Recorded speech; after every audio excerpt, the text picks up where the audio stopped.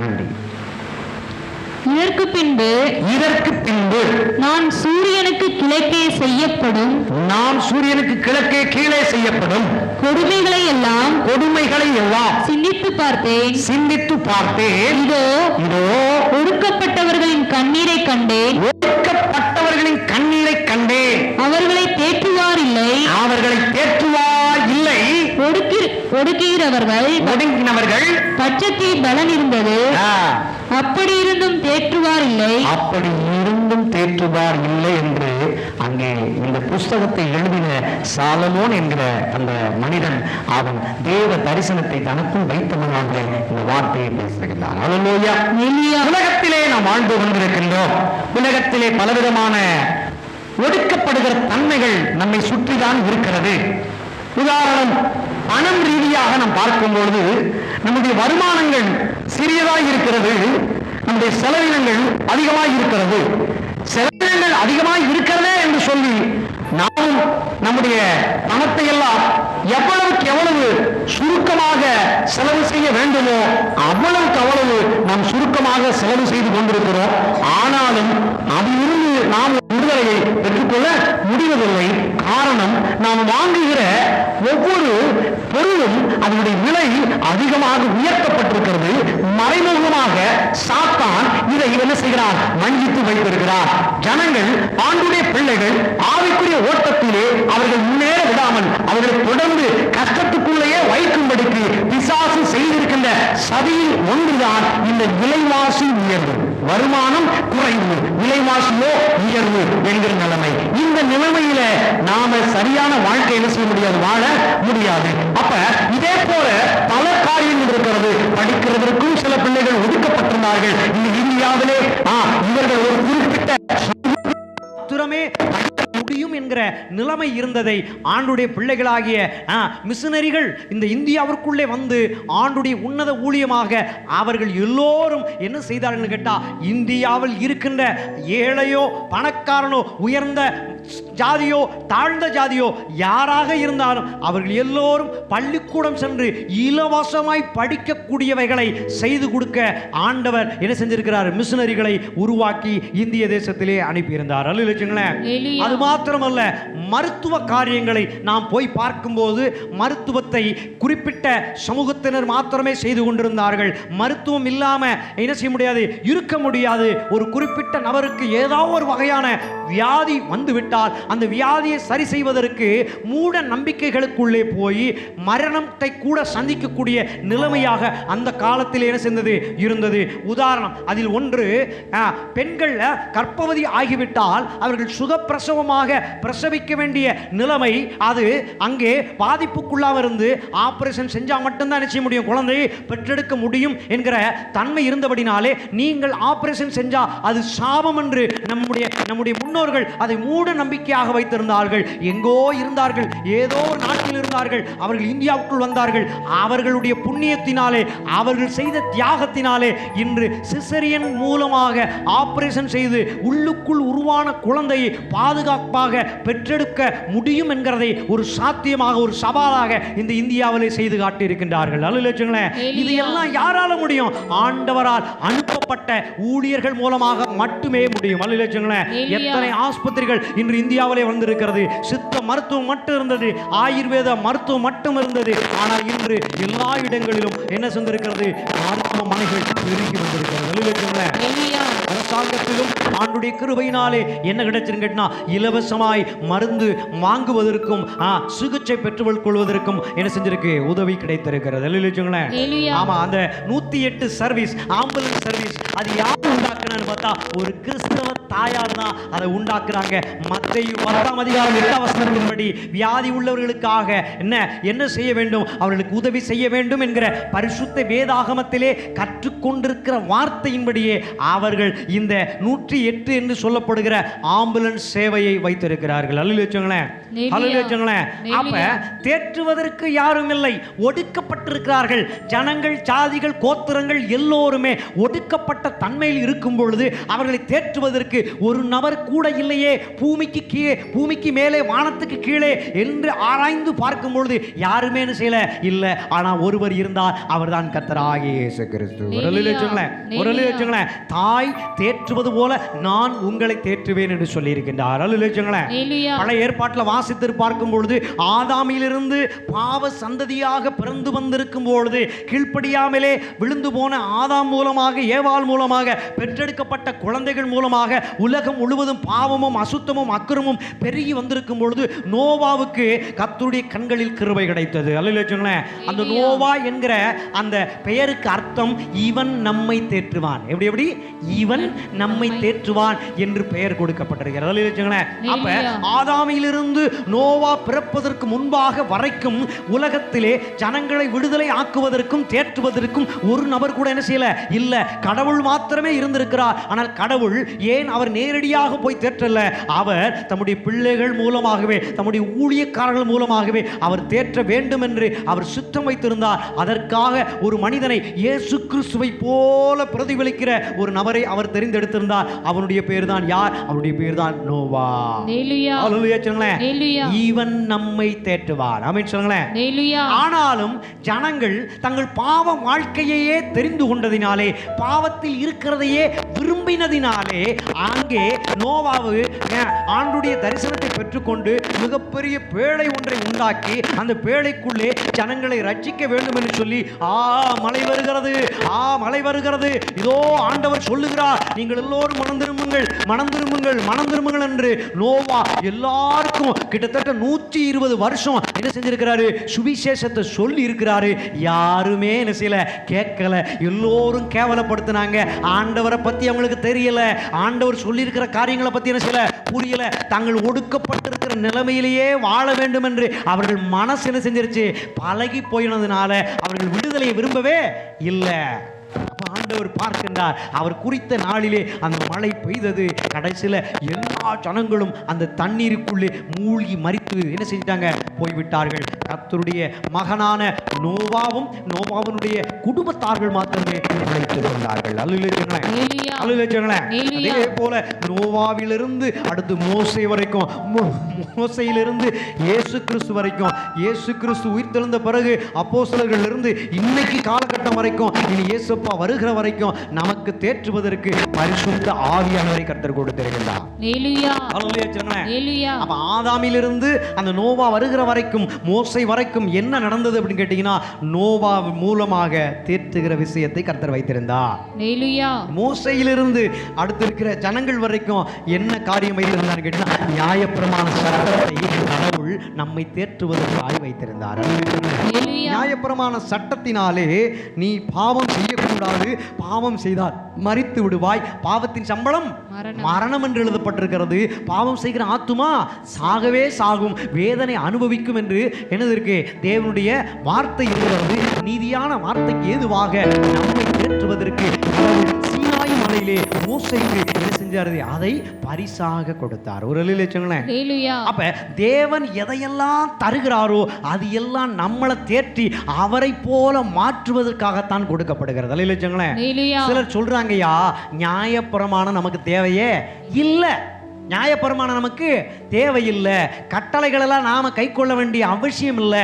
கட்டளைகளை கை கொள்ளாமல் போன பழைய ஏற்பாட்டு பக்தர்கள் எல்லாம் என்ன செஞ்சாங்க, மரித்து போனார்கள், அவர்கள் கைவிடப்பட்டு போனார்கள். ஆனால் ஆண்டவர் இயேசு பரிசுத்த ஆவியானவரை நமக்கு கொடுத்து அந்த கட்டளைகளை எல்லாம் இப்போது இருதயத்தில் எழுதி வைத்திருக்கின்றார். நீங்கள் மனசாட்சி நிமித்தமாக கூட மனம் திரும்ப வேண்டாமா, ரட்சிப்புக்குள் தொடர்ந்து ஓட வேண்டாமா, கிருபையை பெற்றிருக்கிற நீங்கள் பாவம் செய்யலாமா, கூடாதே என்று எழுதப்பட்டிருக்கிறது. பாவம் என்று என்ன என்பதை அறிந்து கொள்வதற்காக தேவன் கொடுத்திருக்கின்ற உன்னதமான ஒரு புஸ்தகம் நியாயப்பிரமாண புஸ்தகம். ஒரு தாய் தேற்றுவது போல நான் உங்களை தேற்றுவேன் என்று வாக்குத்தத்தம் பண்ணினார். இப்போது அவர் யாரை வைத்து தேற்றுகிறார்? பரிசுத்த ஆவியானவரை வைத்து தேற்றுகிறார். ஆமென் சொல்லுங்களேன். யார் அவர்?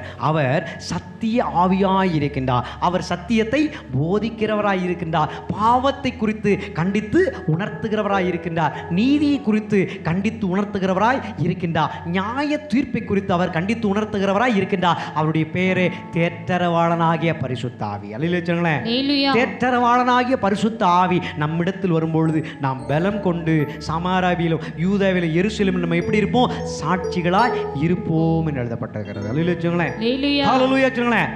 அப்ப ரட்சிக்கப்பட்டிருக்கிற கிறிஸ்தவர்களாய் இருக்கிற நாம் தேவனுக்கு பயந்து ஊழியம் செய்கிற ஊழியக்காரிகளாய் ஊழியக்காரனாய் இருக்கிற நாம் தேசத்துல நம்மை அவருடைய இரத்தத்தை சிந்தி பாவங்கள கழுவி பிதாவாகிய தேவனுக்கு முன்பாக அவர் நம்மை எப்படி வைத்திருக்கின்றார்? ராஜாக்களாகவும் ஆசாரிகளாகவும் வைத்திருக்கிறார் அல்லவா? அப்ப நாம் ஏதாவது ஒன்று செய்ய வேண்டும் என்று நிர்பந்தப்படுத்தும் பொழுது அவர் சொல்லுகிறார். என்ன சொல்லுகிறார்? ஏசாயா 40ஆம் அதிகாரம் 1ஆம் வசனத்திலே அவர் சொல்லுகிறார், என் ஜனத்தை ஆற்றுங்கள் தேற்றுங்கள் என்று சொல்லுகிறார். அல்லேலூயா. என் ஜனத்தை ஆற்றுங்கள் தேற்றுங்கள் என்று சொல்லுகிறார். அப்ப என்ன சொல்ல வாரீங்க பிரதர் அப்படின்னு கேட்டீங்கன்னா, கடவுள் என்ன வேலை செய்கிறாரோ, கடவுள் என்ன வேலை செய்கிறாரோ அந்த வேலையை நாமும் செய்ய வேண்டும் என்று அவர் விரும்புகிறார். அவர் நமக்காக இருக்கிறார். நாம் யாருக்காக இருக்கிறோம்? அவர் நமக்காக இருக்கிறார் என்று சொல்லும்போது அவர் ஏன் நமக்காக இருக்கிறார்? தேற்றுவார் யாரும் இல்லாமல் என் ஜனங்கள் என்ன செய்றாங்க? பரிதபித்துக் கொண்டிருக்கிறார்கள், வேதனைகளை அனுபவித்துக் கொண்டிருக்கிறார்கள். அவர்களை தேற்றும்படிக்கு நான் இருக்கிறேன் என்று சொல்லி அவர் நம்மை தேற்றிக் கொண்டிருக்கிறார்.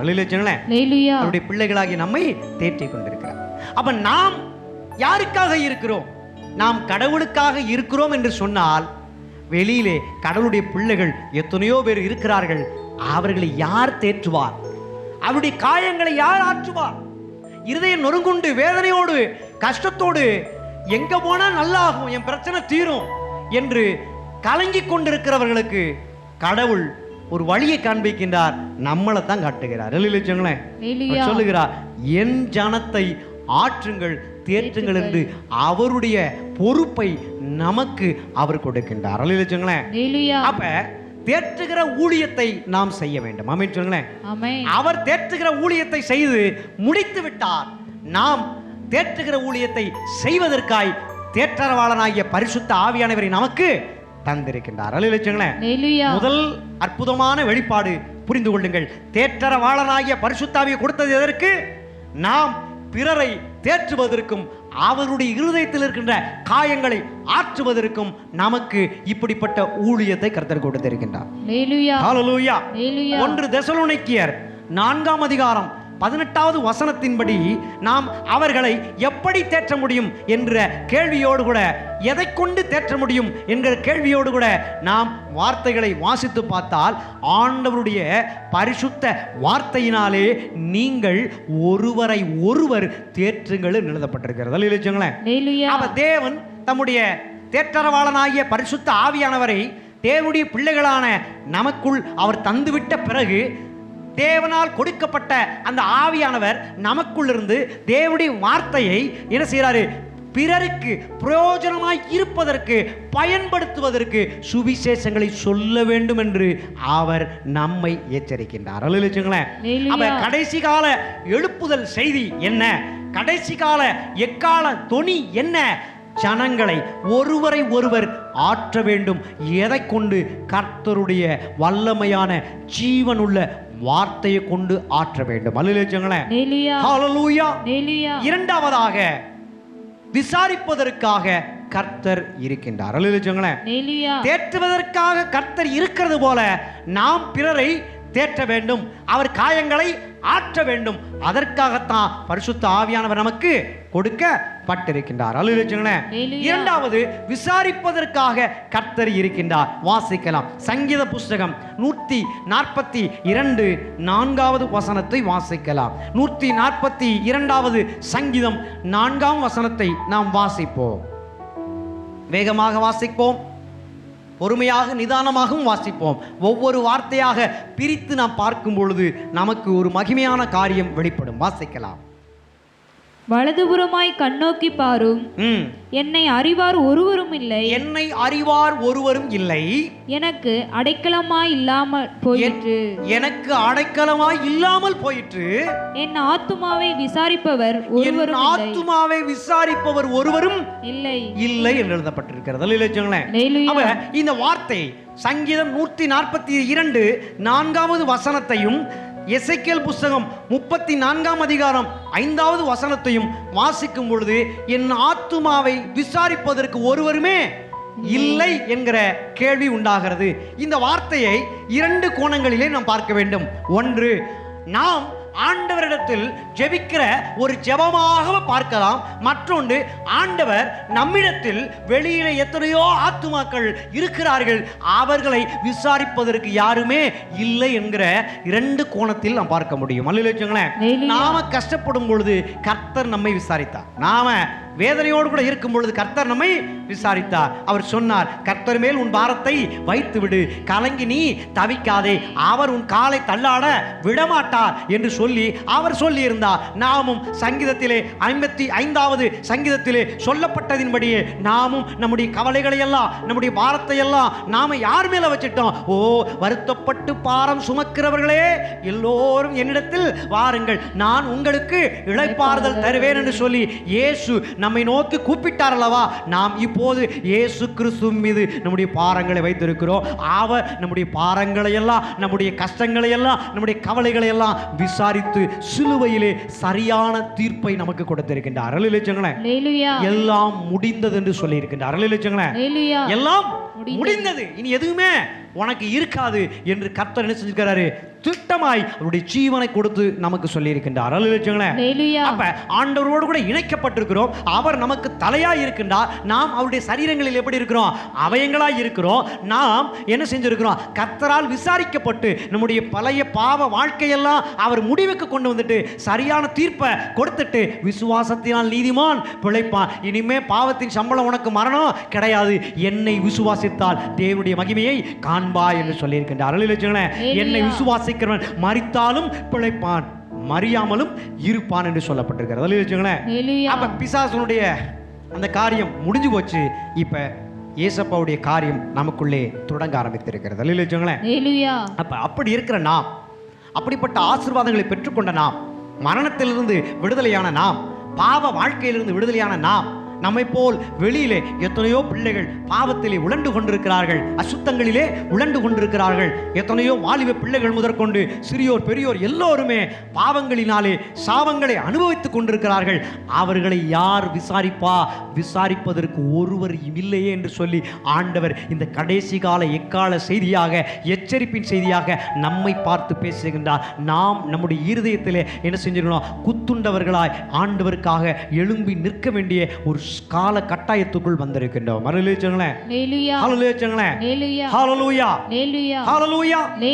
அப்ப அவங்களை யார் விசாரிப்பா? நாம போகணும். பிரதர், உங்களுக்கு என்ன ஆச்சு பிரதர்? சிஸ்டர், உங்களுக்கு என்ன ஆச்சு சிஸ்டர் அப்படின்னு நாம விசாரிக்கும் பொழுது அவங்க நம்ம கிட்ட சொல்லுவாங்க. நாம அவங்க கிட்ட சொல்லணும், கர்த்தர் உங்களுக்காய் இருக்கின்றார்.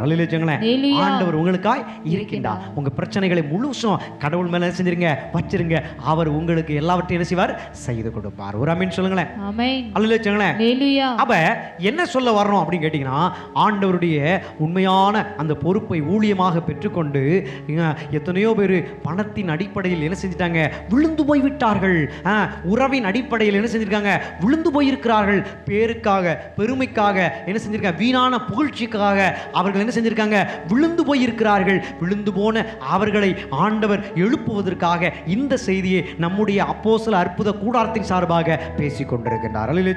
கடந்த நாட்களில் நம்முடைய அப்போஸ்தல அந்த அற்புத கூடாரத்தின் சார்பாக நாம் வெளியிடுகிற எல்லா தேவனுடைய இறை வார்த்தையும் வெளியில் இருக்கிறவர்கள் கேட்டுக்கொண்டு நம்முடைய திருச்சபை நோக்கி அவர் என்ன செய்றாங்க?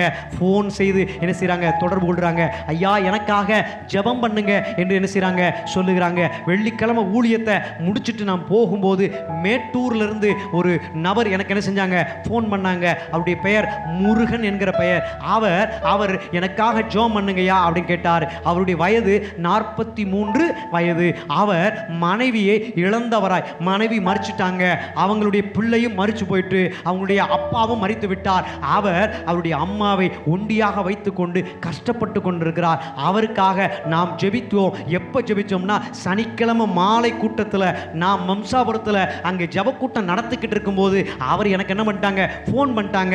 நான் ஃபோனை கையில் வச்சிருந்தனால ஃபோனை என்ன பண்ணிட்டேன்னா ஆன் பண்ணி விட்டுட்டேன். அப்போ அங்கே சொல்லுகிற ஒவ்வொரு வார்த்தையும் கேட்டுக்கொண்டே இருந்தார். கிட்டத்தட்ட அது அரை மணி நேரத்துக்கு மேலாக என்ன செஞ்சது, போய்கொண்டே இருந்தது. அவர் கேட்டுக்கொண்டே இருந்தார். இங்கே எப்படி வல்லமையாக ஆண்டவர் மம்சாபுரத்தில் பேசுகிறாரோ அந்த வார்த்தை ஃபோன் வழியாக மேட்டூரில் இருக்கின்ற கவலையோடு கஷ்டத்தோடு வேதனையை அனுபவித்துக் கொண்டிருக்கின்ற அவருக்கு இந்த வார்த்தை என்ன செய்கிறது, போகிறது. இந்த வார்த்தை அவருக்கு போகும்போது அவர் மனசில் இருக்கிற கஷ்டங்களை எல்லாம் தேவன் விசாரிக்கிறதை போல அவர் உணர்கிறார். பின்பு அந்த செய்தி முடிந்த பிறகு எல்லாருக்காக ஜெபம் பண்ணும் பொழுது அவருக்காக முதலாவது ஜெபத்தை என்ன செஞ்சேன், ஏறெடுத்தேன். அவர் போன் வழியாக ஆமென் ஸ்தோத்திரம் ஸ்தோத்திரம் ஸ்தோத்திரம் என்ன செஞ்சாரு, சொல்லிக்கிட்டே இருந்தாரு. அவருக்காக முழுவதுமாக ஜெபிக்கும் பொழுது அவர் இருதயத்தில் ஆண்டவர் ஒரு சமாதானத்தை கொடுத்தார்.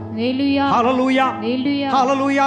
அப்ப நம்முடைய சபை மற்றவர்களை விசாரிக்கக்கூடிய சபையாய் மாறிக்கொண்டிருக்கிறது. இல்லைங்களேன், நம்முடைய சபையை பலரும் திரும்பி பார்க்கக்கூடிய சபையாக கர்த்தர் மாற்றிக் கொண்டிருக்கிறார். இல்லைங்களேன், நாம எப்ப நம்முடைய மனசை மற்றவர்கள் நல்லா இருக்கணும்னு நினைக்கிறோமோ அப்பொழுதே ஆண்டவர் அதற்குண்டான வழிவாசலை செய்தாங்க, திறந்துட்டாங்க. ஆமென் சொல்லுங்களேன். எத்தனையோ ஊழியங்கள் தன் சுயலாபத்துக்காக செய்து கொண்டிருக்கிறாங்க. எத்தனையோ ஊழியக்காரங்க தன்னுடைய குடும்பத்திற்காக மாத்திரமே என்ன செய்றாங்க, ஊழியம் செய்து கொண்டிருக்கிறாங்க. எத்தனையோ பேர் நீங்க சொன்ன ரொம்ப வருத்தப்படுவீங்க. ஊழியக்காரங்க அந்த அந்த திருமண காரியத்திற்காக வரும்பொழுது, பாஸ்டர் எனக்காக என்ன பண்ணுங்க, பெண் பார்த்து கொடுங்க அப்படின்னு நினைச்சாங்க சொல்றாங்க.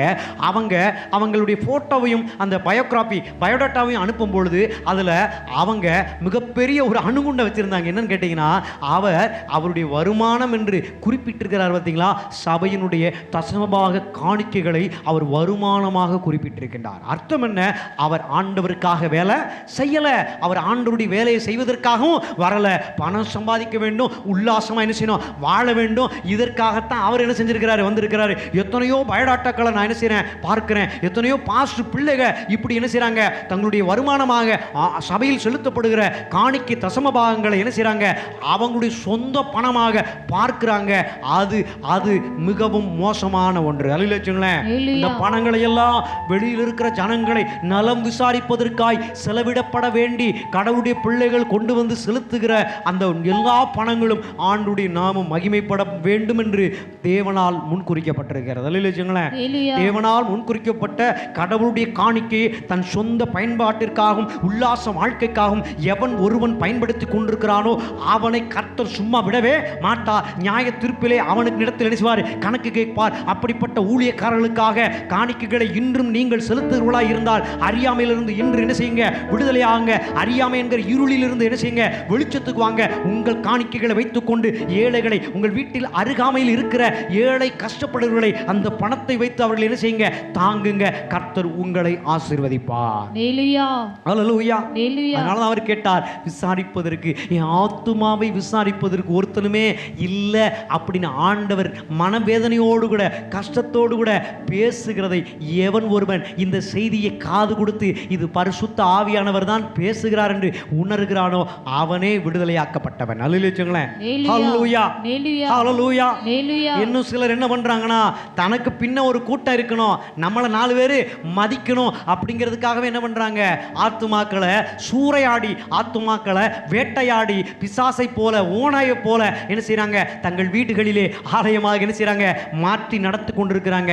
குறிப்பாக நீங்க வேளச்சேரி, சென்னை வேளச்சேரிக்கு போனீங்கன்னா ஒரு முழத்துக்கு ஒரு சர்ச் இருக்கான். ஒரு முழத்துக்கு ஒரு சர்ச்சு அப்படின்னா என்ன அர்த்தம், ஆசியா கண்டத்திலே அதிக சபைகள் கொண்ட ஒரு ஊர் அப்படின்னு கேட்டீங்கன்னா சென்னையில் இருக்கின்ற வேளச்சேரி பகுதி. அத்தனை சபைகள் தேவையில்லை. ஒரு சபையில் எல்லாரும் கூடுங்க, ஒற்றுமையா இருங்க, ஒருவரை ஒருவர் விசாரிங்க, ஒருவர் உதவி செய்யுங்க. கூடுனா எதுவுமே செய்ய முடியலையா, ஆண்டவர்கிட்ட ஜெபம் பண்ணுங்க, சபை கர்த்தரால் பலப்படும். ஹல்லேலூயா சொல்லுங்களேன். சரி, அப்ப என்னை தேற்றுவதற்கு ஆண்டவர் இருக்கிறார், ஆண்டவரை தேற்றுவதற்கு நான் இருக்கிறேன். ஹல்லேலூயா சொல்லுங்களேன். இதுதான் செய்தி. ஆண்டவரையே தேற்றுவதற்கு யார் இருக்கிறேன், நான் இருக்கிறேன். ஆண்டவரை தேற்றுனா என்ன, வெளியில் இருக்கிற ஜனங்களை தேற்றுவது. அல்லேலூயா. ஏழைகளை, திக்கற்றவர்களை, அனாதைகளை, விதவைகளை அவர்களை பார்த்து நலம் விசாரித்து அவர்களை தேற்றுவதற்காக தேவன் என்னை வைத்திருக்கின்றார். அடுத்ததாக பரிதபிப்பதற்காக கர்த்தர் இருக்கின்றார். எப்படி இருக்கிறார், பரிதபி. அவர் சொல்லுகிறார், மத்தேயு 15ஆம் அதிகாரத்தில் சொல்லும் பொழுது அங்கே 3 நாள் கன்வென்ஷனல் கூட்டம் நடக்குது. மலை மேலே நடக்குது. எங்கே நடக்குது? மலை மேலே ஆண்டவர் என்ன பண்ணுறாங்கன்னா ஒரு கன்வென்ஷனல் மீட்டிங் வச்சிருக்கிறாங்க. அந்த கன்வென்ஷனல் மீட்டிங்கில் தேவத்துவத்தினுடைய சகல ரகசியங்களையும் மலையிலிருந்து என்ன பண்ணுறாங்க, ஜனங்களுக்கு என்ன செய்கிறாங்க, போதிக்கிறாங்க. அப்போ திரளான ஜனங்கள், கூட்டம் கூட்டமாக ஜனங்கள் ஆண்டுடைய போதனையை கேட்பதற்கு அங்கே வந்து என்ன செய்கிறாங்க, உட்கார்ந்து இருக்கிறாங்க. உன்னத நோக்கத்தை அறிந்து கொண்டே இருக்கிறாங்க.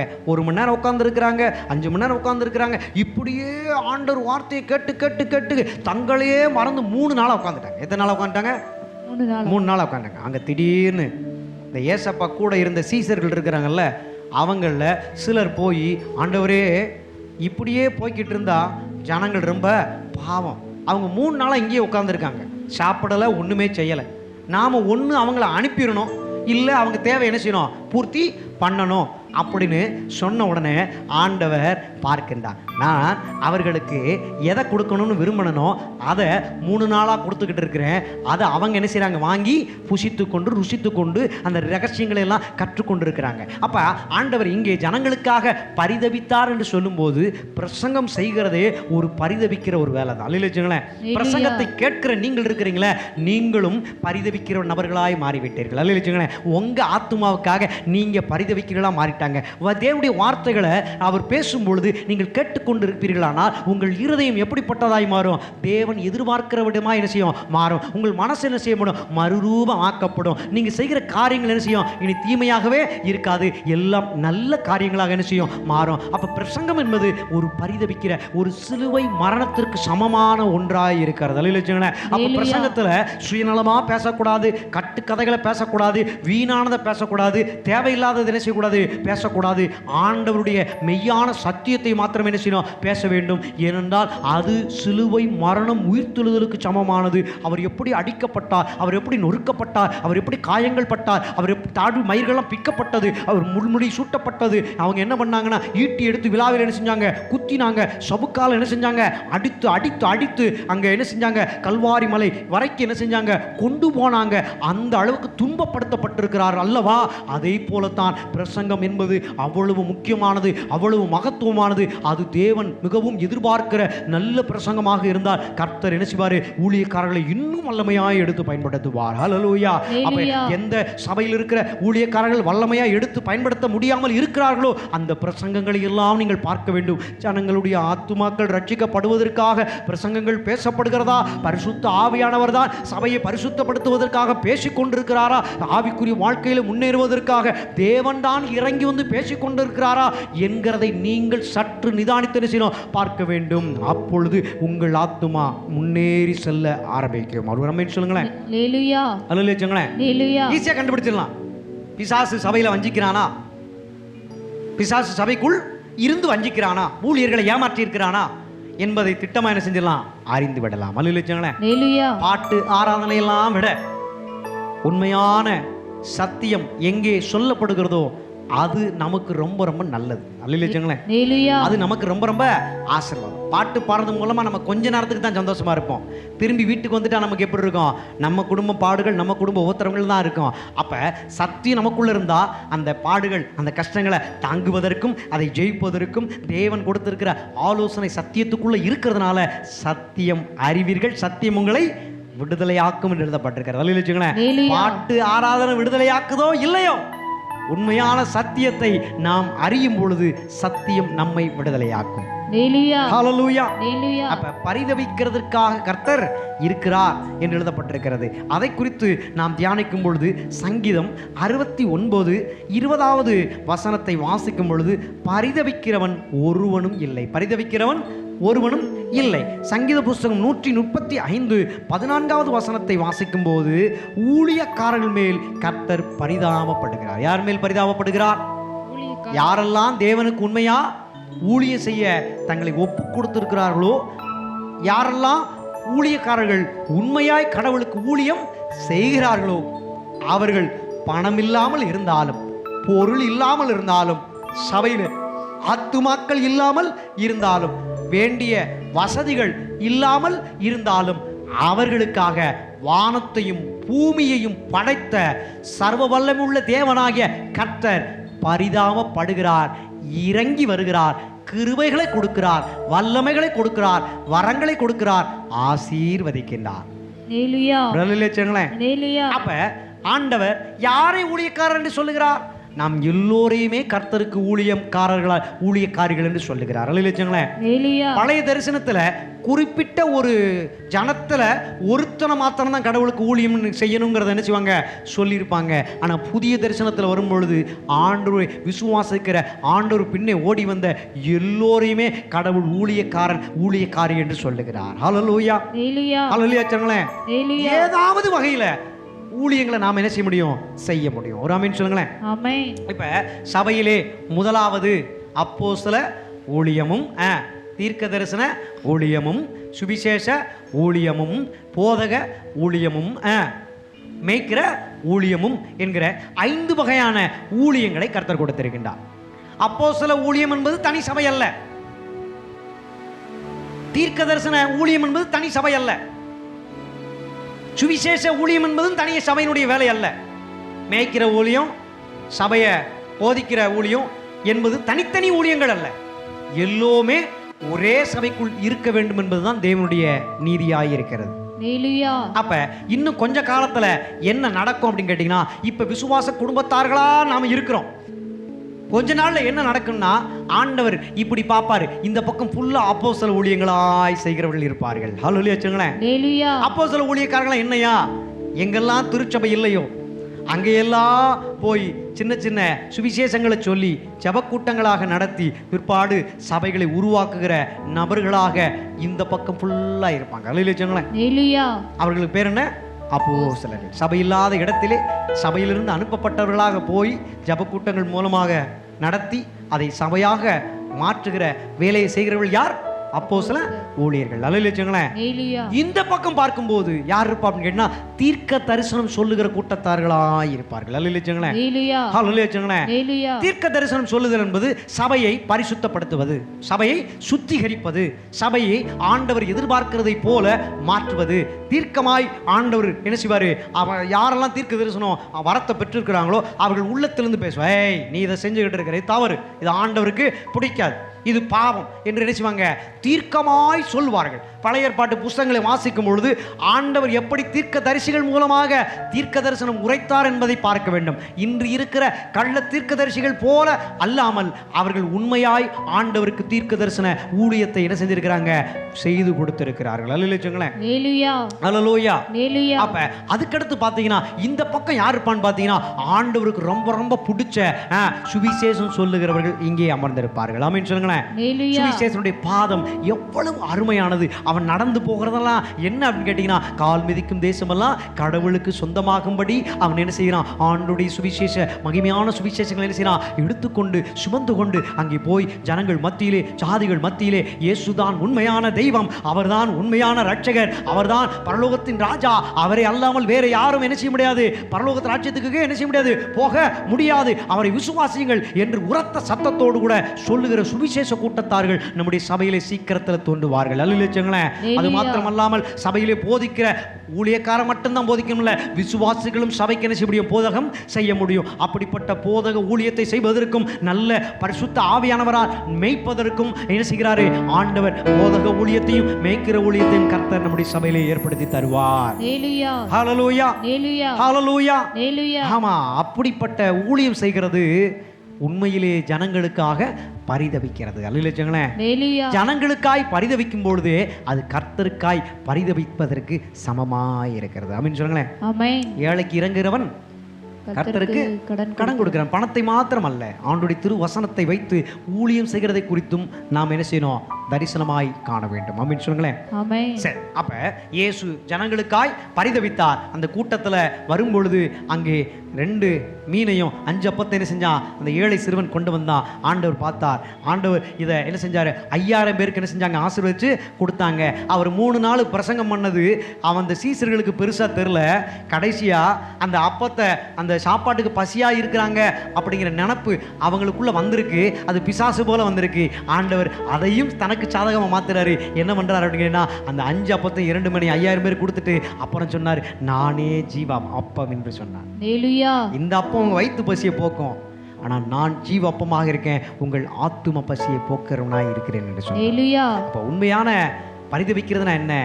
வெளியில பரிகாரம் என்கிற பெயரில் எங்கெங்கேயோ போய் காசையும் பணத்தை என்ன செய்கிறாங்க, வெட்டியா கொடுத்துக்கிட்டு இருக்கிறாங்க. 10,000, 5,000, 35,000, சில பேர் 75,000, லட்ச ரூபாய் கொடுத்தவங்கலாம் எனக்கு தெரியும். அவங்கெல்லாம் இன்னைக்கு ஆண்டவருடைய சபையில் ஆராதனை செய்கிறவர்களாய், ஆண்டவரை பாடி மகிமைப்படுத்துகிறவர்களாய், ஆண்டவருக்கு ஊழியம் செய்கிறவர்களாய் கர்த்தர் நாம மகிமைப்படும்படி இருந்து கொண்டிருக்கிறார்கள். நல்லிலட்சங்களேன். ஹalleluya. கல்லை கும்பிட்டேன், மண்ணை கும்பிட்டேன், யாராரோ பின்னாடி போனேன், என் உழைப்பெல்லாம் என்ன செஞ்சேன், வேஸ்ட் ஆக்கிட்டேன். இப்போ ஆண்டவர் பின்ன வந்துட்டேன். அவர் என்கிட்ட எந்த பணத்தை என்ன செய்யலை, கேட்கல, எந்த பொருளையும் கேட்கல. நானே என்ன முழு ஆண்டவருக்கு தருகிறேன். ஹalleluya. ஹalleluya. அர்த்தம், அவர் எனக்காக பலியானார். ஹalleluya.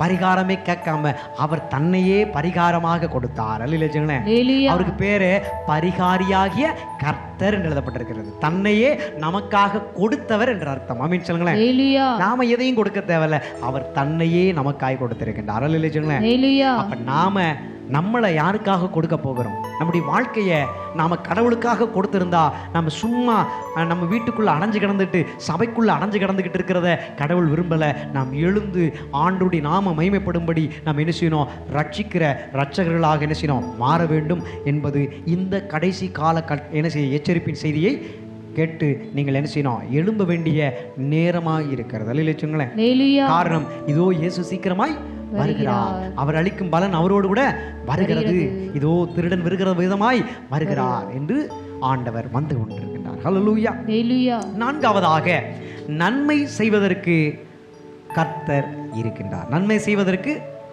கர்த்தர் இருக்கின்றார். வசனம் சங்கீதம் 14:3. சங்கீதம் 14:3 வாசிக்க வேண்டும்.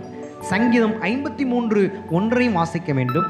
ரோமர் 3:12 வாசிக்க வேண்டும். அப்பொழுது அங்கே சொல்லப்பட்டிருக்கிறது, எல்லோரும் பாவம் செய்து ஏகமாய் கெட்டு போனார்கள், தேவ மகிமையற்றவர்களாய் போனார்கள், நன்மை செய்கிறவன் ஒருவனும் இல்லை, ஒருவனாகிலும் இல்லை என்று எழுதப்பட்டிருக்கிறது. நன்மை செய்கிறவன் ஒருவனும் இல்லை, நன்மை செய்கிறவன் ஒருவனுமே இல்லை அப்படின்னு சொல்லப்பட்டிருக்கு. அல்லேலூயா. அந்த உலகத்துல எல்லாரும் பாவம் செஞ்சு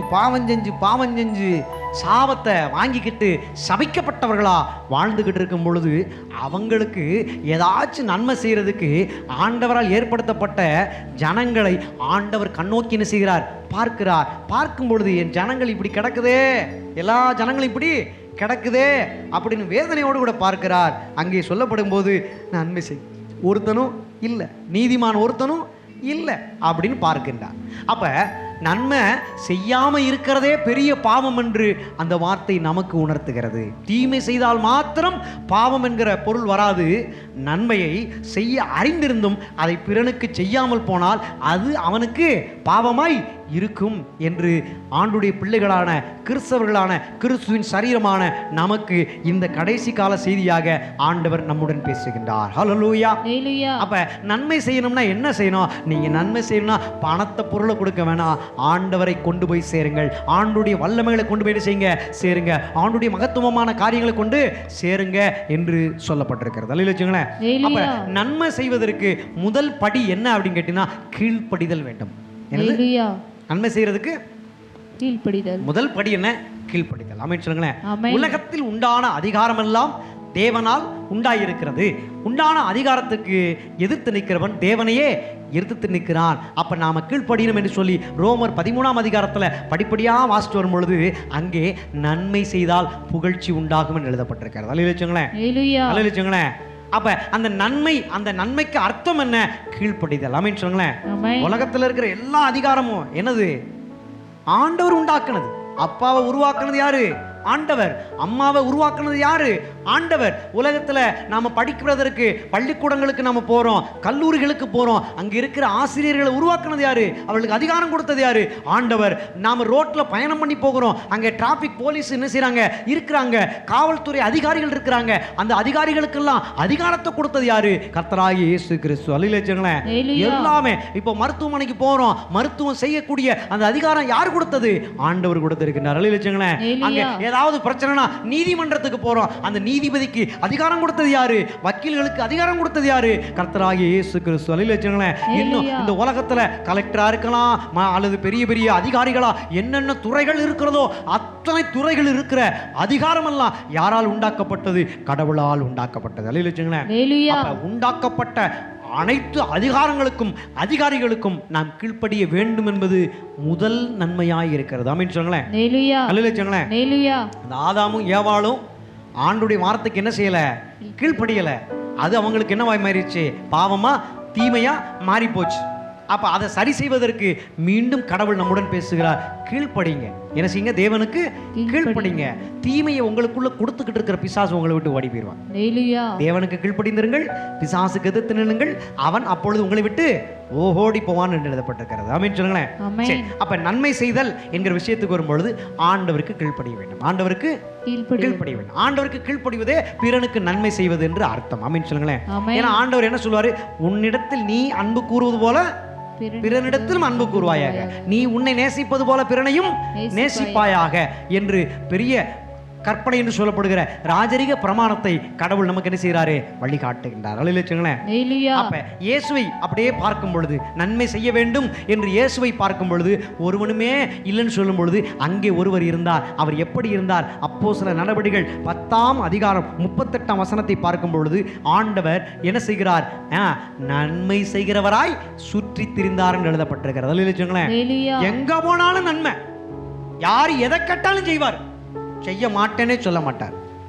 முடவர் வந்தா அவனை சுகப்படுத்திடுவார், குருடை வந்தா சுகப்படுத்திடுவார், ஊமையன் வந்தா பேச வச்சிருவார். இப்படி என்னெல்லாம் காரியங்கள் செய்ய வேண்டும் அத்தனை என்ன செஞ்சிருவாங்க? ஏசப்பா செய்து முடிச்சிருவாங்க. மரித்தால் கூட உயிரோடு கூட எழுப்புவாங்க. ஆமா, அப்படிப்பட்ட நன்மை செய்கிறவராய் இருந்தார். நன்மை செய்வார்னு சொல்லும் பொழுது அவர் யாருக்கு நன்மை செய்வார்? இயேசுவின் இரத்தத்தால் கழுவப்பட்டு நீதிமானாக மாற்றப்பட்டிருக்கின்ற நீதிமானுக்கு அவர் நன்மை வழங்காது இரார் என்று எழுதப்பட்டிருக்கு. அப்படின்னா என்ன? நன்மை செய்யாம இருக்கவே மாட்டார், நன்மை செய்கிறவே செய்வார். நீதிமானுக்கு மாத்திரம் தான் செய்வார்னு பைபிளை போய் பார்த்தா பைபிளில் சொல்லப்பட்டிருக்கிறது, நன்றி அறிதல் இல்லாதவர்களுக்கும் பாவிகளுக்கும் துரோகிகளுக்கும் அவர் நன்மை செய்கிறவராய் இருக்கின்றார். ஆக மொத்தம் உலகத்துல ஆண்டவர் படைச்ச எல்லாருக்குமே ஆண்டவர் என்ன பண்றாங்க? நன்மை செய்யறாங்க. ஆமென் சொல்லுங்களேன். அப்ப நாம மட்டும் நமக்கு நல்லா பழகிறவங்களுக்கு மட்டும் நாம நன்மை செய்யறோம். சில ஊழியக்காரன் அவங்க கிட்ட வர்ற விசுவாசிகளுக்கு மட்டும் அள்ளி அள்ளி கொடுப்பாங்க. வேலையா ஆண்டவர் அறியாம வெளியில இந்து சமூகமா இஸ்லாமிய சமூகமா இருக்கிற அவங்களுக்கு என்ன செய்ய மாட்டாங்க? உதவிக்கார நீட்டவே மாட்டாங்க. ஆண்டவர் கடைசி கால செய்தியாய் சொல்லுகிறார், அவன் எந்த மதமாக இருந்தாலும் அவனுக்கு நீ என்ன செய்யணும்? நன்மை செய்ய வேண்டும். அதற்காகத்தான் நான் உன்னை ஊழியத்திற்கு அழைத்திருக்கிறேன் என்று இந்நாளிலே என்ன செய்கிறார்? ஆண்டவர் பேசுகின்றார். ஒரு ஆமென் சொல்லுங்களேன். அவன் என்ன ஜாதியா இருக்கட்டும், அவன் உயர்ந்த ஜாதியா இருக்கட்டும் தாழ்ந்த ஜாதியா இருக்கட்டும், உன்கிட்ட வந்து ஒருத்தன் உதவி கேட்டானா அவனுக்கு நீ என்ன செய்யணும்? கண்டிப்பான முறையில் நன்மை செஞ்சே ஆகணும். சத்துருவை கூட நேசி என்று கர்த்தர் சொல்லுகிறார். சத்துருவை கூட நேசின்னு சொல்றான். உன் கண்ணத்துல ஒருத்தன் அறிஞ்சா மறுகணத்தையும் காட்டு, அது பெரிய நன்மை. அவன் மனம் திரும்பிடுவான், இயேசுவை ஏற்றுக்கொள்வான். அடுத்து பரிந்து பேசுவதற்கு கர்த்தர் இருக்கின்றார். எப்படி எப்படி பரிந்து வாக்கு கடங்காத பெரு மூச்சுகளோடு கூட நாம் தொடர்ந்து ரட்சிக்கப்பட்டு கொண்டே போக வேண்டும் என்று அவர் என்ன செய்கிறார்? பிதாவாக தேவனிடத்தில் நமக்காக பரிந்து பேசி கொண்டிருக்கின்றார். பரிந்து பேசுதல் என்ன? ஐயா கொஞ்சம் பொறுமையா இருங்கய்யா, இன்னும் கொஞ்சம் அவகாசம் கொடுங்கய்யா, அவங்க செஞ்ச பாவத்தை மன்னிச்சிருங்கய்யா. பரிசுத்த ஆவியானவர் எப்படி சொல்லுவார்? இப்படி போய் சொல்லுவார், சத்தியத்தை நான் எடுத்து சொல்ல ஆரம்பிச்சிருக்கிறேன், சத்தியத்தை அவங்க கூட என்ன செய்கிறேன்? விதையா விதைச்சிக்கிட்டு இருக்கிறேன். உங்கள் இறுதியமாகி நிலத்தில் என்ன செய்யணும்? இன்னும் நல்லா விதைக்கப்படணும் அப்படின்னு என்ன பண்ணுறாங்கன்னா பரிந்து பேசுகிற ஆவியானவர் பரிந்து பேசிக்கொண்டே இருக்கின்றார். ஹல்லேலூயா. இயேசு கிறிஸ்துவும் நமக்காக பிதாவினிடத்தில் பரிந்து பேசுகிறார். எப்படி பேசுகிறார்? தாங்கள் செய்கிறது இன்னதென்று அறியாது செய்கிறார்கள், பிதாவே இவர்களை மன்னியும் என்று சொல்லி என்ன செய்கிறார்? பரிந்து பேசுகிறார். ஹல்லேலூயா. அப்படியே நாம் யாருக்காக பரிந்து பேச போகிறோம்? ஆண்டவர் அங்கே என்ன செய்தார்? மிகுந்த வேதனையோடு கூட அவர் பேசுகின்றார். எசேக்கியேல் தீர்க்க தரிசன புஸ்தகத்திலே 22வது அதிகாரம் 30வது வசனத்தை வாசிக்கும் போது, தேசத்தை அழிக்காதபடிக்கு திறப்பிலே நிற்கவும் ஒரு மனுஷனை நான் தேடி பார்த்தேன், ஒருவனையும் காணுமே அப்படின்னு கேட்கிறார். இன்னைக்கு சபையின் மூலமாக எத்தனையோ ஜெப கூட்டங்கள் நடத்தப்படுகிறது, எத்தனையோ உபவாச கூட்டங்கள் நடத்தப்படுகிறது. அதிலே நிறைய பேர் மற்றவர்களுக்காக, தேசம் ரட்சிக்கப்படுவதற்காக, அழிந்து போகாதபடி ரட்சிக்கப்படுவதற்காக, ஜெபிப்பதற்கு ஆட்கள் என்ன செய்யல இல்ல. அவர்களுக்காய் ஊழியம் செய்வதற்கும் ஆண்டவரிடத்தில் பரிந்து பேசுவதற்கும் ஆட்கள் என்ன செய்யல இல்ல. அப்ப ஆண்டவர் தேடி பார்க்கிறார், நம்மை அவர் முன்குறித்திருக்கின்றார். நம்மை அவர் முன்குறித்திருக்கின்றார். ஹல்லேலூயா. ஆமா, அப்படி ஒரு டைம் வரும் பொழுது இயேசுவானவர் மரிச்சிடறாங்க. இயேசுவானவர் மரிச்ச பிறகு ஏசப்பா உருவாக்கின இந்த சீசர்கள் என்ன செய்கிறாங்க?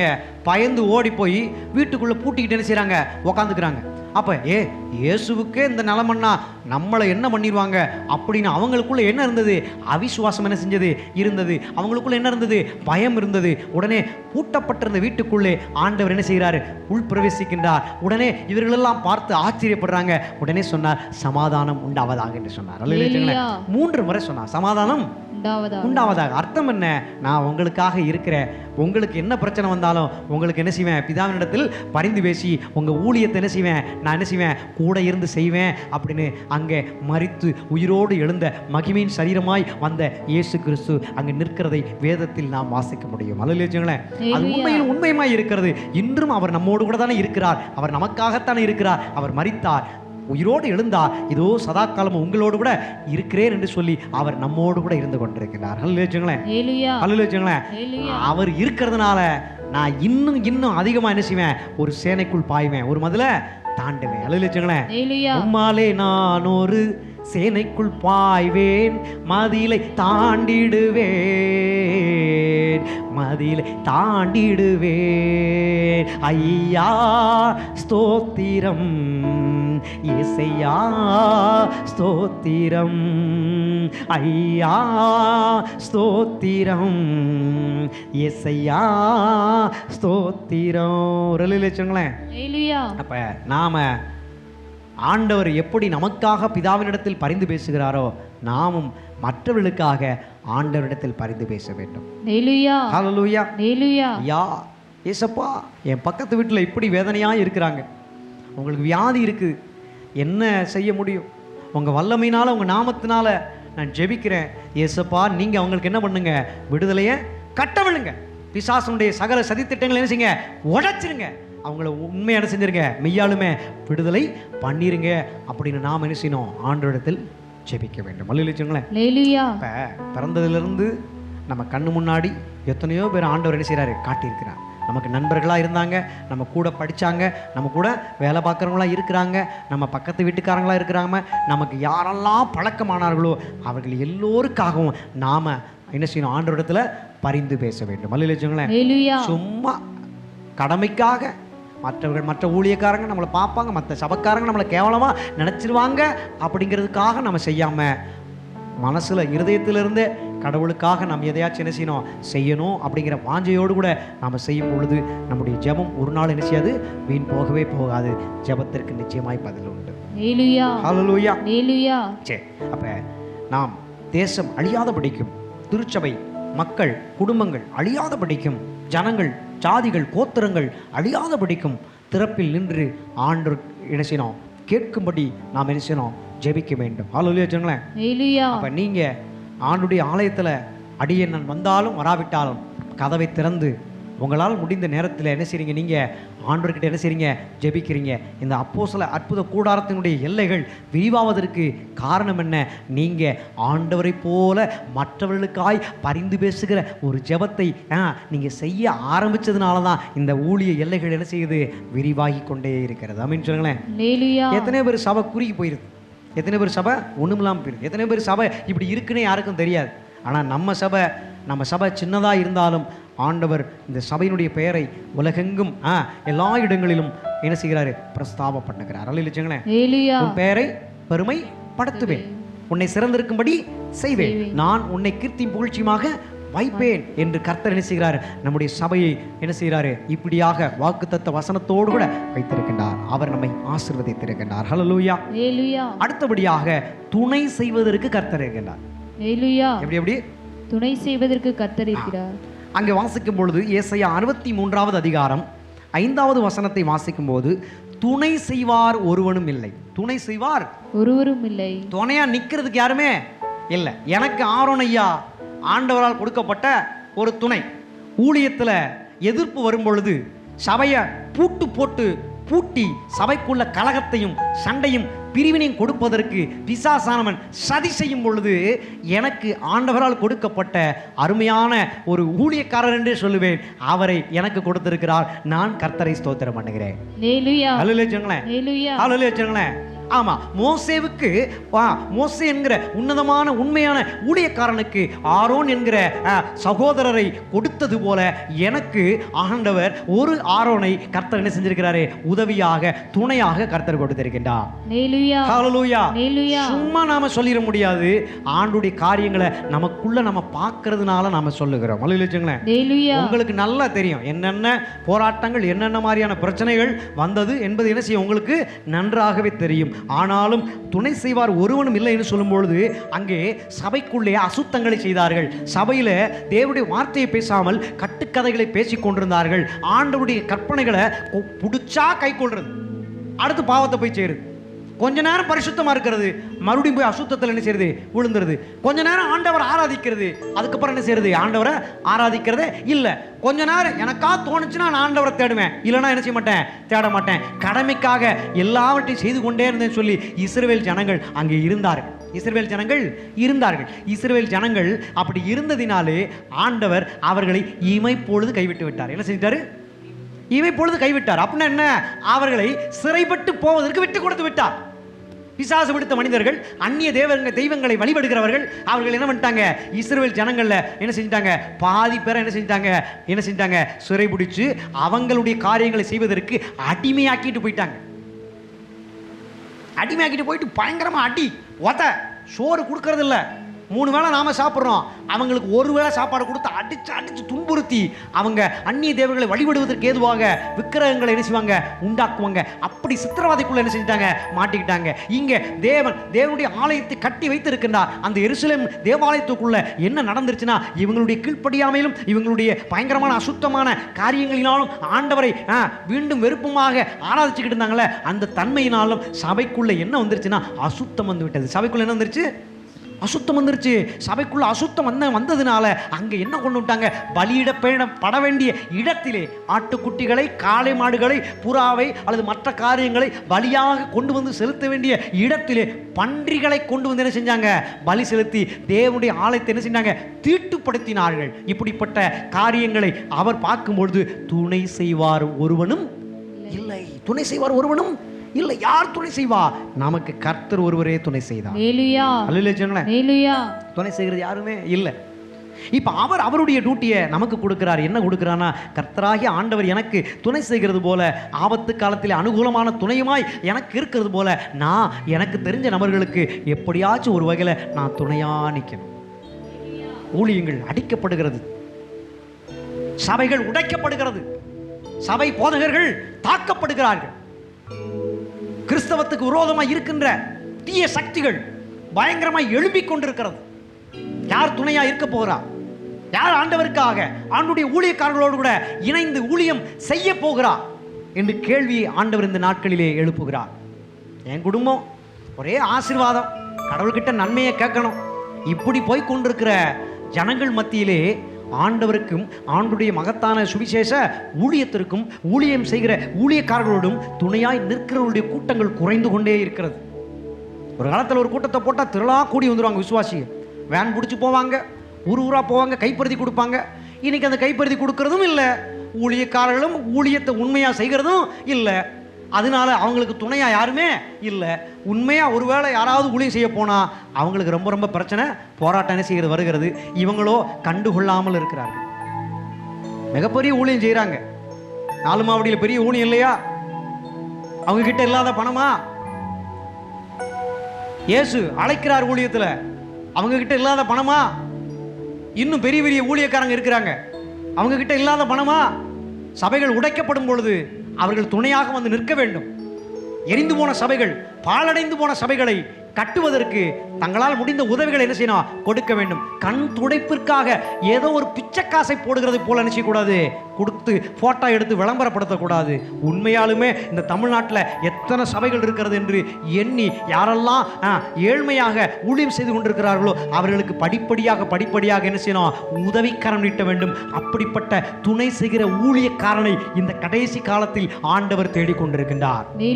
இயேசு விடுவிக்கிறார் ஊழியத்தை சார்ந்தவர்களே, இயேசு அழைக்கிறார் ஊழியத்தை சார்ந்தவர்களே, இன்னும் பெரிய பெரிய ஊழியங்களை செய்து கொண்டிருக்கிறவர்களே.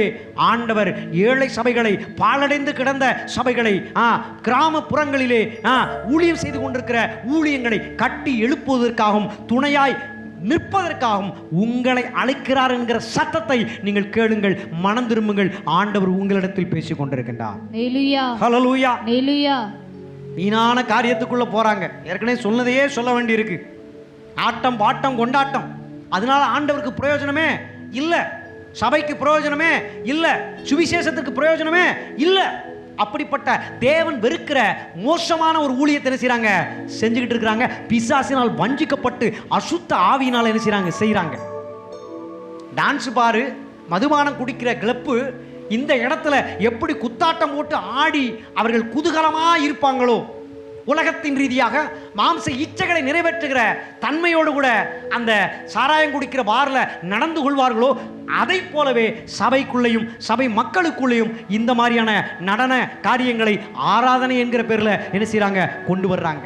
நாய்களைப் போல ஊளையிடுகிறார்கள், நரிகளைப் போல ஊளையிட்டுக் கொண்டிருக்கிறார்கள். தேவனுடைய உன்னதமான சபையை அசுத்தமாக்கி கொண்டிருக்கிறார்கள். நம்முடைய சபையிலே அப்படிப்பட்ட காரியங்களுக்கு இடமே இல்லை. ஹல்லேலூயா. நாமும் நம்முடைய பிள்ளைகளையும் அப்படிப்பட்ட ஊழியத்தோடு கூட என்ன செய்யக்கூடாது? கொண்டு போகவே கூடாது.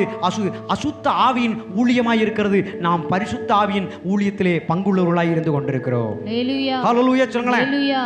ஆமே. அப்ப நாம் துணையாய் இருக்க வேண்டும். அவர் நமக்கு துணையாய் இருக்கிறது போல நாம் மற்றவர்களுக்கு துணையாய் இருக்க வேண்டும். ஹல்லேலூயா. கடைசியாக நாம் வந்து விட்டோம். விண்ணப்பம் பண்ணுவதற்கு கர்த்தர் நமக்காக இருக்கின்றார். ஹல்லேலூயா. கேட்கிறாரு ஏசாயா 59ஆம் அதிகாரம் 16வது வசனத்தை வாசிக்கும் பொழுது, ஒருவனும் விண்ணப்பம் பண்ணுகிறவன் இல்லை என்று சொல்றார். ஜெபம் பண்றதுக்கு ஆளே இல்லை, ஜெபம் பண்றதுக்கு ஆள் இல்லை. வீட்டு ஜெபம் பண்ற சொல்றேன். காலை மாலை இரவும் பகலும் வேதத்தில் பிரியமாய் இருந்து தியானிக்கிற மனுஷன் பாக்கியவான். ஆசீர்வாதம் எங்க இருந்து கிடைக்கும்? வேத வசனத்தை வாசிச்சாலே என்ன செய்யும்? கிடைக்கும் அப்படின்னு ஆண்டவர் சொல்லுகிறார். வேத வசனத்தை வாசிக்கிறது மாத்தம் இல்லாம ஜெபம் பண்ணும் பொழுது அந்த ஆசீர்வாதம் நமக்கு எப்படி கிடைக்கும்? சுதந்திரமாய் வந்து கிடைக்கும். அப்ப அப்படிப்பட்ட காரியங்களை இன்னைக்கு கிறிஸ்தவர்கள், விசுவாச பிள்ளைகள் குடும்பங்களிலே என்ன நடக்கிறதுல? அனுதின வேத வாசிப்பும் இல்லை, வீட்டு ஜெபமும் இல்லை. ஆண்டவர் ஏசாயா தீர்க்கதரிசன புஸ்தகத்திலே 59வது அதிகாரம் 16ஆம் வசனத்தின்படி ஒருவனும் விண்ணப்பம் பண்ணுகிறவன் இல்லை என்று என்ன செய்கிறாரு? கெஞ்சி கேட்கின்றார். ஐயோ இல்லையே, ஜெபம் பண்றவே இல்லையே, ஜெபம் பண்ற சகோதரிமார் இல்லையே அப்படி நினைச்சாங்க. ஆண்டவர் என்ன செய்றாங்க? கேட்கிறாங்க. அப்ப நாம் ஆண்டவருக்காக ஜெபம் பண்ணுவதற்கு, ஆண்டுடைய பிள்ளைகளுக்காக ஜெபம் பண்ணுவதற்கு, ஆண்டுடைய ஊழியங்களுக்காக ஜெபம் பண்ணுவதற்கு நாம் என்ன செய்யணும்? எழும்ப வேண்டும். ஹல்லேலூயா. ஏனென்றால் ரோமர் 8ஆம் அதிகாரம் 34ஆம் வசனத்தின்படி நமக்காக வேண்டுதல் செய்கிறவரும் அவரே என்று எழுதப்பட்டிருக்கிறது. நமக்காக, நம்முடைய எல்லா காரியங்களுக்காக ஆண்டவராகிய பிதாவாகிய தேவனிடத்தில் வேண்டுதல் செய்வதற்கு ஒருவர் தேவனால் கொடுக்கப்பட்டிருக்கிறார். அவர் நமக்காக வேண்டுதல் செய்கிறது போல நாம் மற்றவர்களுக்காக வேண்டுதல் செய்ய வேண்டும் என்று இந்த கடைசி கால செய்தியாக இருக்கிறது. அல்லேலூயா. யோவான் சுவிசேஷ புஸ்தகம் 17ஆம் அதிகாரம் 1, 9, 15, 20 வசனத்தை வாசிக்கும் பொழுது இயேசு கிறிஸ்து நமக்காக விண்ணப்பம் பண்ணினார். அல்லேலூயா. உலகம் முழுசும் போன வாரத்திலிருந்து லெந்து நாட்கள் அனுசரிக்கிறாங்க. ஆண்டவர் நமக்காக பாடுபட்டார், ஆண்டவர் நமக்காக நொறுக்கப்பட்டார், ஆண்டவர் நமக்காக ஜீவனை கொடுத்தார், ஆண்டவர் நமக்காக உயிரோடு எழுந்தார் என்கிற அந்த புனித வெள்ளியும் ஈஸ்டர் சண்டே உயிர்த்தெழுந்த ஆராதனையும் இனி வரப்போகிறது. அதற்கு முன்பாக இருக்கிற நடுவில் இருக்கின்ற 40 நாள் அளவும் அவர்கள் மாமிசம் சாப்பிட மாட்டார்கள். அவர்கள் என்ன செய்வாங்கன்னா உபவாசம் இருந்து என்ன செய்வாங்க, ஆண்டவர்கிட்ட அர்ப்பணிப்போடு கூட தங்கள் பாவங்களை விட்டு விலகுவதற்காக, தங்களை பரிசுத்த படுத்திக் கொள்வதற்காக ஜெபம் பண்ணி கொண்டிருப்பார்கள். எல்லா சபையிலும் நடக்குது. எல்லா சபையிலும் போன வாரத்தில் என்ன செய்யுது நடக்குது. நம்முடைய சபையில் நாமளும் என்ன செய்யணும் கேட்டீங்கன்னா, நம்மளுடைய பாவ வாழ்க்கையிலிருந்து பரிசுத்த வாழ்க்கை இன்னும் பலப்படுவதற்காக நம்ம என்ன செய்யணும், எல்லாருமே என்ன செய்யணும், ஜெபிக்க வேண்டும். அல்லேலூயா. மற்றவர்களுக்காகவும் நம்மை சுற்றி இருக்கிறவர்களுக்காகவும் அதிகமாக இயேசு கிறிஸ்து நமக்காக ஜெபித்தது போல நாமும் பிறருக்காக என்ன செய்யணும், ஜெபிக்க வேண்டும். ஆமென் சொல்லுங்களேன். அவரு ஜெபிக்கும் பொழுது வேர்வை துளி ரத்த துளிகளா வந்து விழுந்துச்சான். வேர்வை துளி ரத்த துளிகளா வந்து விழுந்துச்சு. நாம ஜெபிச்சு பார்க்க வேர்வே வர மாட்டேங்குது. நாம ஜெபிக்க நினைச்ச முடியும், வேர்வே வரதில்லை. அட்லீஸ்ட் நம்ம ஜெபம் பண்ணணும், கர்த்தர் அதை பார்க்கின்றார். அப்ப இந்த 2 நாள் என்னன்னு கேட்டீங்கன்னா, குளிர்காலத்திலிருந்து வெயில் காலத்தை நோக்கி நாம் கடந்து போகிறோம். குளிர்காலத்துக்கும் வெயில் காலத்துக்கும் நடுவில் இருக்கின்ற 46 நாட்களை தான் ஸ்பிரிங் சீசன் அப்படின்னு சொல்லுவாங்க. வசந்த காலம். என்ன காலம்? வசந்த காலம். இந்த வசந்த காலத்துல இந்த 46 நாட்களிலே 6 நாட்கள் ஞாயிற்றுக்கிழமை வந்துருது. 6 நாட்கள் என்ன வந்தது? அந்த 6 நாட்கள் ஞாயிற்றுக்கிழமை உயிர்த்தெழுந்த நாளைத்தானே நாம ஞாயிற்றுக்கிழமை நாளா கொண்டாடிக்கிட்டு இருக்கிறோம். அதனால அன்னைக்கு அவங்க என்ன பண்ண மாட்டாங்க, உபவாசம் இருக்க மாட்டாங்க. அன்னைக்கு ஓய்வு நாள் ஆராதனையை மட்டும் என்ன செய்வாங்க, அனுசரிப்பாங்க. ஆனா அந்த 46 நாள்ல 6 நாளை விட்டுட்டு மிச்சம் இருக்கிற அந்த 40 நாள் இருக்கு பார்த்தீங்களா, அந்த 40 நாளும் கண்ணீரோடு கூட ஜெபிப்பாங்க. கண்ணீரோடு கூட ஜெபிப்பாங்க. கண்ணீரோடு கூட ஜெபிப்பாங்க. அந்த 40 நாளும் என்ன நாள் அப்படின்னு கேட்டீங்கன்னா, பஸ்கா பண்டிகை நோக்கி நகர்த்தி போகிற நாள். பஸ்கா பண்டிகை நோக்கி, பஸ்கா பண்டிகை நாள்ல தான் ஆண்டவராக இயேசு கிறிஸ்து நமக்காக அடிக்கப்படுகிறார். அந்த நாள்ல தான் நம்ம புனித வெள்ளி என்ன செய்யறோம், ஈஸ்டர் சண்டே உயிர்த்தெழுந்த ஆராதனையாக கொண்டாடுகிறோம். அப்ப பஸ்கா பண்டிகை அனுசரிக்கணும்னா நாம ரொம்ப ரொம்ப பயபக்தியா இருக்கணும். பஸ்கா பண்டிகை சும்மா அனுசரிக்க முடியாது. பழைய ஏற்பாட்டு காலத்துல எகிப்து தேசத்துல அடிமையா கிடந்தோம், ரொம்ப நாளா கிடந்தோம், ரொம்ப வருஷமா கிடந்தோம். மோசேங்கிற மனிதனை ஆண்டவர் பெரிய தீர்க்கதரிசியாக எழுப்புகிறார். தீர்க்கதரிசி மூலமாக எகிப்து தேசத்தில் அடிமைப்பட்டிருந்த அந்த அடிமை வாழ்க்கையிலிருந்து என்ன செய்யறாரு, விடுதலையாக்கி என்ன செய்யறாரு, கொண்டு வருகிறார். விடுதலை ஆக்கின நாளிலிருந்து அந்த குறிப்பிட்ட நாள் வரைக்கும் என்ன நாள் கேட்டீங்கன்னா, பஸ்கா பண்டிகை நாளாய் இருக்கிறது. அன்னைக்கு புளிப்பில்லாத அப்பத்தை சுட்டு என்ன செய்வாங்க, சாப்பிடுவாங்க. புளிப்பில்லாத அப்பத்தை சுட்டு என்ன செய்வாங்க, சாப்பிடுவாங்க. அந்த அப்பம் ஜீவ அப்பம், இயேசு கிறிஸ்துவுக்கு அடையாளம். அதத்தான் இன்னைக்கு எப்படி வச்சிருக்காங்கன்னா, லெந்து நாட்கள் வச்சிருக்காங்க. என்ன வச்சிருக்காங்க? லெந்து நாள். நாம் அர்ப்பணித்து நம்மை சுத்திகரிப்பதற்கு, நம்மை ஒப்பு கொடுத்து ஆண்டவருடைய ஆவிக்குரிய வாழ்க்கையில முன்னேறி செல்வதற்கு இந்த 40 நாளை நாம சரியா பயன்படுத்த வேண்டும் என்று கர்த்தருடைய ஊழியக்காரனாக நான் உங்களிடத்தில் வேண்டிக் கொள்கிறேன். ஒரு விஷயத்தை ஒரு குறிப்பிட்ட நாள் நம்ம செஞ்சுட்டோம்னு வச்சுக்கோங்களேன், அது அப்படியே பழகும். அது அப்படியே சின்ன பிள்ளையில நமக்கு டீ காபி கொடுத்து பழகுறாங்க சிறு பிள்ளையாக இருக்கும்போது. இன்றைக்கி வரைக்கும் நம்மளால் விட முடியாது. இன்றைக்கி வரைக்கும் நாம் விட முடியாது. அதே மாதிரி வெளியில் இருக்கிறவங்க பீடி குடிக்கிற பழக்கம் வச்சுருப்பாங்க. சிறு பிள்ளையில் யாரோ தெரியாதனமாக கெட்ட நண்பர்களோட சேர்ந்து குடிக்க ஆரம்பிச்சிருவாங்க.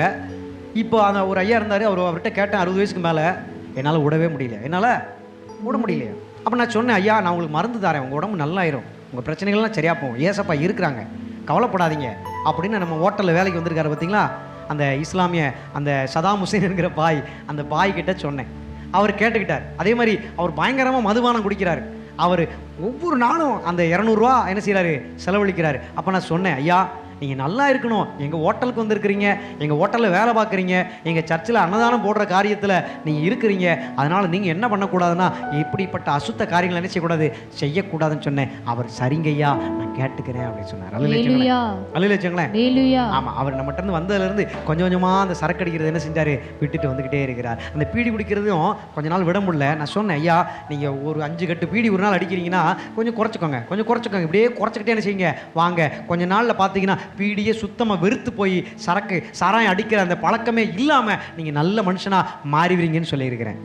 அதே போல் நாம் ஜெபம் பண்ணவே இல்லை, நாம் வேதம் வாசிக்கவே இல்லை, நாம் ஆவிக்குரிய வாழ்க்கையில் எந்த முயற்சியுமே நம்ம எடுக்கவே இல்லை. அப்போ இந்த 40 நாளை கொஞ்சம் கொஞ்சமாக கொடுங்க. ஒரு நாள் 5 நிமிஷம் கொடுங்க, 2ஆம் நாள் 10 நிமிஷம் கொடுங்க, அடுத்து 15 நிமிஷம் கொடுங்க. இப்படியே இந்த 40 நாளும் நீங்கள் ஆண்டவருக்காக உங்கள் நேரத்தை கொடுத்துட்டீங்கன்னா அடுத்து வருகிற எல்லா நாளுமே நீங்கள் எப்படிப்பட்ட நபராக இருப்பீங்க? ஆண்டவருக்கு முதலிடம் கொடுக்கிற நல்ல ஆவிக்குரிய பிள்ளைகளாக, மற்ற சபைகளை விட, மற்ற ஆத்துமாக்களை விட, விசுவாசிகளை விட, உலகத்தில் இருக்கிற பிள்ளைகளை விட நீங்கள் இயேசுவை போல் பிரகாசிக்கிற நல்ல பிள்ளைகளாக இருப்பீர்கள். ஹல்லேலூயா. அதைத்தான் இந்த கடைசி நாட்களில் கர்த்தர் விரும்புகிறார். அப்ப இந்த நாட்களில் நாம் செய்ய வேண்டியது என்ன? ஆண்டவர் தேற்றரவாளனாக இருக்கின்றார், தேற்றுகிறவராய் இருக்கிறார். நாமும் ஜனங்களை தேற்ற வேண்டும் என்று அவர் விரும்புகிறார். நாம் ஜனங்களை தேற்றுகிறவராய் இருக்க வேண்டும். இரண்டாவது, இந்த நாட்களில் நாம் என்ன செய்ய வேண்டும்? கர்த்தர் நம்மை விசாரிக்கிறவராய் இருக்கின்றார். அவர் நியாயம் விசாரிக்கிறவராய் இருக்கிறார். எது நியாயம் எது அநியாயம் என்று விசாரிக்கிற நல்ல நியாயாதிபதியாய் இருக்கிறார். அவரிடத்தில் கவலைகள் எல்லாம் வைத்து விடுங்கள் என்று நமக்கு திருவசனம் சொல்லப்பட்டிருக்கிறது. அதை போலவே நாம் மற்றவருடைய காரியங்களிலே நலம் விசாரித்து நம்மால் முடிந்த உதவிகளை இந்த லெந்து நாட்களில் நாம் செய்யும் போது அவர்கள் ரட்சிக்கப்படுவதற்கு தேவன் உதவி செய்வார். ஹல்லேலூயா. மூன்றாவது, ஆண்டவர் நமக்காக பரிதவிக்கின்றார். கர்த்தருடைய ஊழியங்களை செய்கிற நமக்காக அவர் மிகவும் என்ன செய்கிறார்? பரிதவிக்கிறவராய் இருக்கிறார். நமக்காக பலியானதை போல நாமும் மற்றவர்களுக்காக என்ன செய்ய வேண்டும் என்று கேட்டால் அவர்களுக்காய் பரிதாபப்பட்டு அவர்களுக்கு ஏதாவது ஒரு வகையில் நாம் உதவி செய்யும் பொழுது, அவர்கள் தேவைகளை பூர்த்தி செய்யும் பொழுது கர்த்தர் அவர்களையும் ஆசீர்வதிப்பார், நம்மையும் கர்த்தர் ஆசீர்வதிப்பார். ஹல்லேலூயா. நான்காவது, நாம் நன்மை செய்ய பழக வேண்டும், நன்மை செய்ய வேண்டும். நன்மை செய்யாமல் இருக்கக்கூடாது.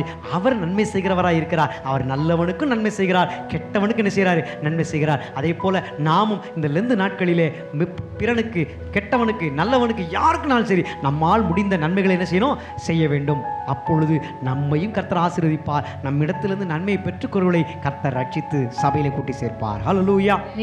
அடுத்து சொன்னார், பரிந்து பேசுகிறதுக்காக கடவுள் இருக்கிறார். நமக்காக பிதாவினிடத்தில் என்ன செய்கிறார்? பரிந்து பேசுகிறார். இயேசு கிறிஸ்துவும் பரிந்து பேசுகிறார். பரிசுத்த ஆவியானவர் என்ன செய்கிறார்? பரிந்து பேசுகிறார். நாமும் தேசம் அழியாதபடி, குடும்பங்கள் அழியாதபடி, ஜனங்கள் அழியாதபடி என்ன செய்யணும்? இந்த லெந்து நாட்களை பயன்படுத்தி அதிகமாக என்ன செய்யணும்? ஒரு பரிந்து பேசுகிற ஜெபத்தை நாம் ஏறெடுக்க வேண்டும். பிரேயர் ஆஃப் இன்டர்செஷன், பரிந்து பேசுகிற ஜெபத்தை நாம் என்ன செய்யணும்? அதிகமாய் ஏறெடுக்க வேண்டும். ஹல்லேலூயா. அடுத்து, துணை செய்கிறார். கடவுள் நமக்கு துணை செய்கிறார், துணையாய் இருக்கிறார். நாமும் பிறருடைய வாழ்க்கையில ஆவிக்குரிய நபராக இருந்து கொண்டு, கர்த்தருடைய பிரதிநிதியாக இருந்து கொண்டு பிறனுக்கு நாம் துணை செய்யும் பொழுது கர்த்தர் நம்மை பார்த்து மகிழ்ச்சியாய் இருப்பார். கர்த்தர் நமக்கு துணையாய் இருக்கின்றார். நாம் பயப்படவே வேண்டான்னு சொல்லியிருக்கார். நான் உன் தேவன் என்று சொல்லியிருக்கிறார். கலங்க வேண்டான்னு சொல்லியிருக்கிறார். திகைச்சு போக வேண்டாம், நான் உன்னோடு கூட இருக்கிறேன், உன்னை கைவிட மாட்டேன், உன்னை விட்டு விலக மாட்டேன். அவர் எப்படி இருக்கிறாரோ அப்படியே நாமும் பிறருடைய வாழ்க்கையில் இருக்கும் பொழுது தேவ நாமம் இன்னும் மகிமைப்படும். நான் உன்னில் மகிமை படுவேன். அந்த வார்த்தை வாக்குத்தத்தமாக பலிக்கும். ஆமென் சொல்லுங்களேன். இறுதியாக, விண்ணப்பம் பண்ணுவதற்கு ஒருவனுமே இல்லை. ஆண்டவர் நமக்காக பிதாவினிடத்தில் விண்ணப்பம் செய்தார். இயேசு கிறிஸ்து நமக்காக அதிகமாக ஜெபம் செய்தார். அதை போல நாமும் நமக்காகவும் மற்றவர்களுக்காகவும் எல்லோருக்காகவும் ஜெபம் பண்ணும் பொழுது கர்த்தருடைய பார்வையில் அது நன்மையும் பிரியமுமாய் இருக்கிறது. எல்லாருக்காகவும் ஸ்தோத்திரத்தோடும் வேண்டுதல் செய்யுங்கள், அது தேவனுக்கு முன்பாக நன்மையும் பிரியமுமாய் இருக்கிறது என்று எழுதப்பட்டிருக்கிறது. அதனால கர்த்தருடைய பிள்ளைகளான உங்களுக்கு இந்த மாதத்தில் லெந்து கால தேவனுடைய வார்த்தையாக மட்டுமல்லாமல் இம்மாதத்தினுடைய 3வது வார சிறப்பு செய்தியாக உங்களிடத்தில் பேசுகிறார். கடவுள் நமக்காக இருக்கிறார். நாம் யாருக்காக இருக்கிறோம்? இந்த லெந்து நாட்களிலே நாம் ஆண்டவர் சொல்லியிருக்கிற பிரதான கற்பனை, நீ உன்னை நேசிப்பது போல பிறனை நேசிப்பாயாக. ஆண்டவரே, நான் உம்மிடத்தில் அன்பு கூற வேண்டுமா அல்லது பிறனிடத்தில் அன்பு கூற வேண்டுமா, யாரிடத்தில் அன்பு கூற வேண்டும் என்று கேட்கும் பொழுது எது பிரதானம் என்று சொல்லும் பொழுது, நீ பிறனை நேசிப்பது என்னை நேசிப்பதற்கு சமம். உன் கண்களில் காண்கிறவர்களை நேசிப்பதற்கு என்னை நேசிப்பதற்கு சமம். ஏழைகளை நேசிப்பது என்னை நேசிப்பதற்கு சமம் என்று கற்றுக் கொடுத்திருக்கின்றார். ஆண்டவர் நாம மகிமைப்படுவதா. கர்த்தர் தாமே இந்த வார்த்தையின் மூலமாக உங்களோடு கூட இடைப்பட்டிருக்கிறார் என்கிற சந்தோஷத்தோடு கூட இந்த ஆராதனை ஆண்டவருடைய பாதத்தில் நாம் சமர்ப்பிப்போம்.